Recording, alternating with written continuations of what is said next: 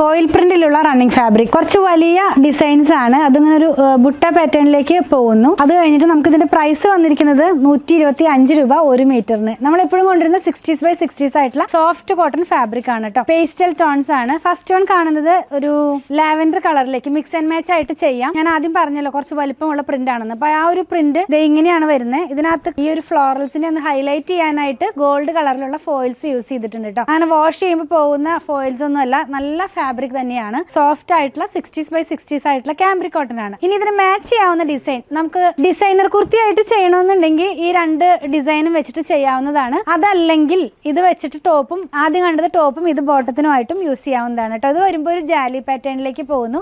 ഇതിനകത്തും foils include ചെയ്തിട്ടുണ്ട്. രണ്ട് ഡിസൈനും ടോപ്പ് ചെയ്യാനായിട്ട് യൂസ് ചെയ്യാവുന്നതാണ്. ഞാൻ അതിനൊരു ഓപ്ഷൻ പറഞ്ഞതേ ഉള്ളൂ. സെയിം പ്രിന്റ് തന്നെ വേറൊരു കളറിലേക്ക് വന്നിരിക്കുന്നു. ഇതിന് മോഗ്രേഡ് ഒരു ടോണിലേക്കാണ് ഇത് പോകുന്നത്. സെയിം പ്രിന്റ് തന്നെയാണ്, ഫോയിൽസ് ഇതിനകത്ത് ഇൻക്ലൂഡഡ് ആണ് കേട്ടോ.